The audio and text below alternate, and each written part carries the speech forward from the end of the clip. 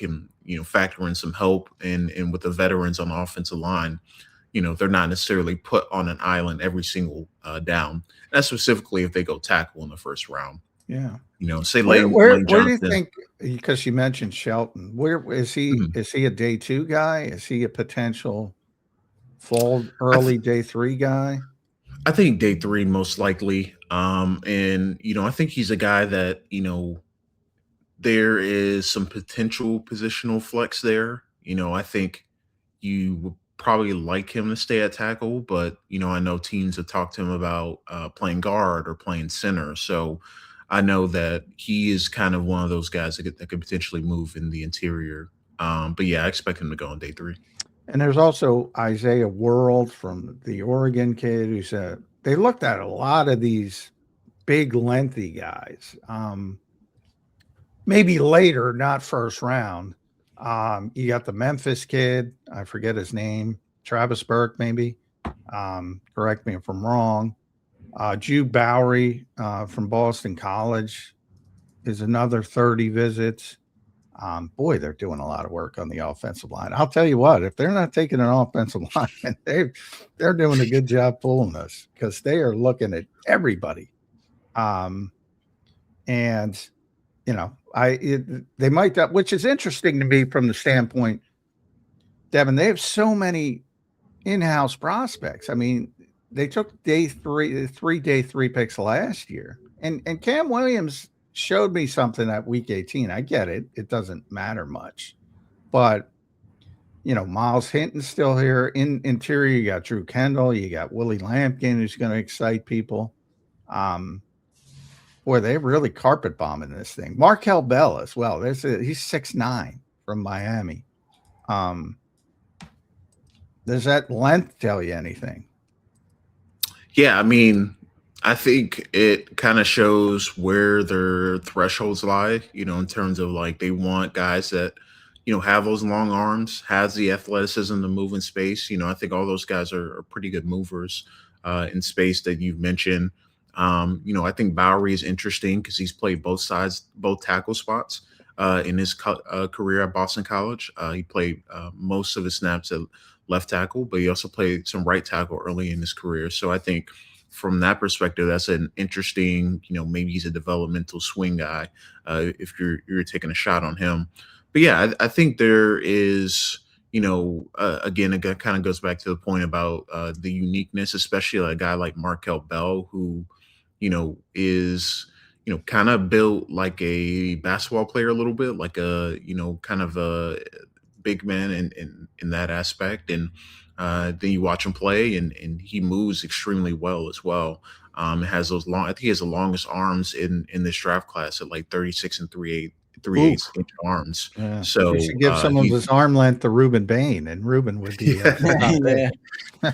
yeah. So I think with the guys that they're bringing in, a lot of them are developmental guys. They're not necessarily guys I expect to start on day one or even maybe next year, but maybe down the line you're looking to potentially start them. But yeah, I think it just shows that the Eagles are potentially not satisfied with what they have in the room right now, even though they have obviously Cam Williams, Miles Hinton, and feel pretty good about the development, but also they know that maybe they might need to speed up that development, with Lane Johnson floating out potential retirement, Landon Dickerson, same thing this offseason. So I think they also recognize like, while they really like what they have in the building, there's a world that, they might need to have a new right tackle as soon as next year.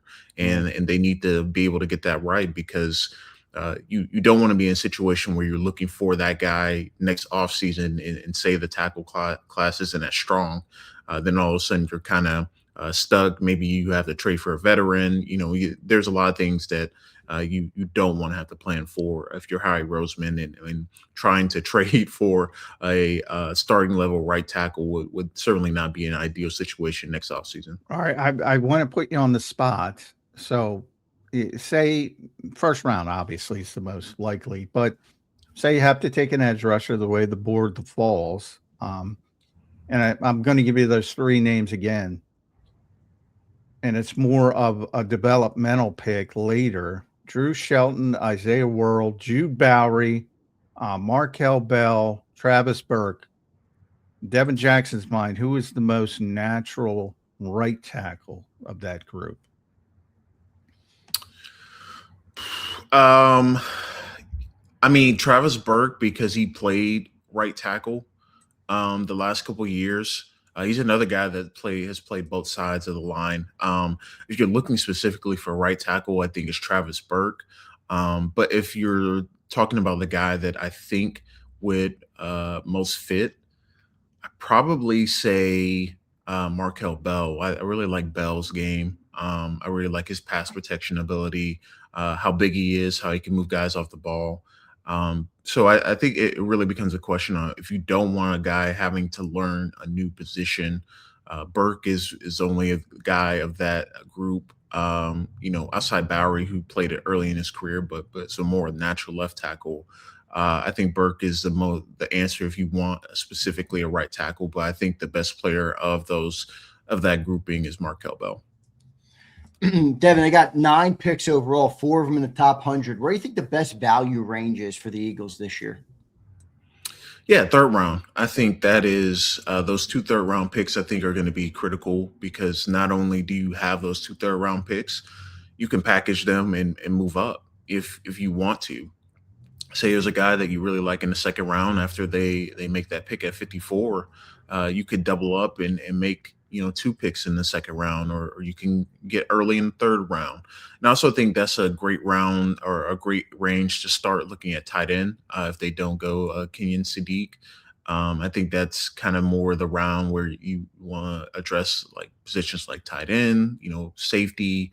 Maybe if you're still looking at receiver, I think that's a great round to start looking at receiver if you want kind of that X receiver or slot receiver. I think those are the kind of the second tier of those type of receivers in that range.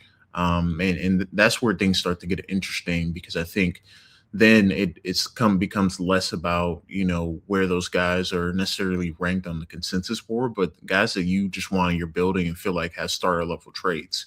And I feel like that's where teams start to sway from where people expect these players to go. Maybe there's a guy that you're expecting to go 4th or 5th round. They end up going, a little bit earlier than you expected. But yeah, I think the third round is the round I'm most excited about because one, the Eagles have 2 third round picks, but 2, that's where I think the range starts the next tier of tight end. I think after Kenyon Sadiq, and then I kind of feel like Eli Stowers from Vanderbilt is probably going to go in the second round. I think the next crop of tight ends, guys like Max Clare, Sam Roush, players like that. I think that's when you start to get in a discussion for them. Then, and that's where I think the Eagles could potentially target a tight end if they're looking for a tight end, another pass catcher. Maybe if they haven't gone edge rusher yet, they could do so. Safety. I think those are the 4 positions I think strongest in that range. Where do you think Oscar Delp's going to go? A lot of hype, a lot of late hype for him that he could be potentially day 2. Or do you think he could slip into early day 3? Yeah, I think that's the range, probably mid third round to early 4th. I think that's where you probably feel most comfortable taking him, just because I think while there's a lot upside potential with him, especially in the receiving game, the lack of production I think is might scare some teams off, and obviously he had the hairline fracture in his foot that kept him out of the combine, but he's obviously he went through the pro day workout and looked pretty good doing so. But yeah, I think Delp is certainly a player that the Eagles will be interested in and I think should take a long look at. But yeah, I think in that third round is probably the earliest that I would take him, and I certainly expect him to go somewhere between the third and early 4th. How much does it complicate? You said you think a lot of teams are going to be trying to trade down. How much does that complicate the board, Devin, when you have a draft like that where it feels like everybody outside maybe the top, 12 wants to trade down, and maybe even some of the guys up there? How much does that complicate the board for a general manager in your eyes? Yeah, I think it makes it a little bit harder because, if you want to trade down, you have to have someone that wants to do, trade up. And you also think about there's multiple teams in the first round that have picks inside the top 20. Like the Cowboys have 2 picks inside the top 20. The Jets have 2 picks inside the top 20. So they're, especially, I think those two teams are not going to be as aggressive, in my opinion, to move up, and to just let the board fall like it may. Chiefs also have 2 picks in the first round as well, and they could be a team that is a good trading partner if you want to trade down. Obviously, the Browns have 2 first round picks as well, and I think at 6 they're trying to trade back desperately inside that top 10. But yeah, I think it complicates it because who is going to be willing to maybe take those questionable players that teams like, but do you feel comfortable taking them inside the top 10, the top 15? That's where I think the Jordan Tyson conversation gets interesting, because I think he feels like he should be a top 10 pick in this class, but is someone going to be comfortable taking him with those medicals? Same with Jamar McCoy, the defensive back from Tennessee. I think those two guys, probably of all the picks that you could make in the first round, have the most concerns about their long-term injury and long-term health. And I think that can complicate things because those teams inside the top 15, top 20, there's a lot of cornerback needy teams in that range. And you think about a team like the Vikings who don't have a ton of picks. At pick 18, they're picking 18, but they don't have a ton of draft picks.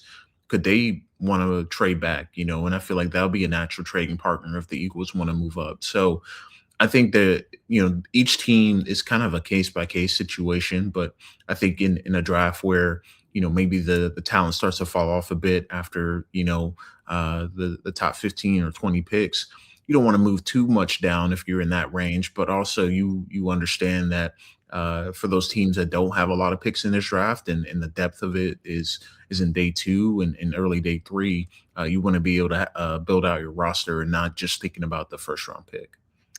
At real_D_Jackson, make sure you follow Devin on the X platform. Does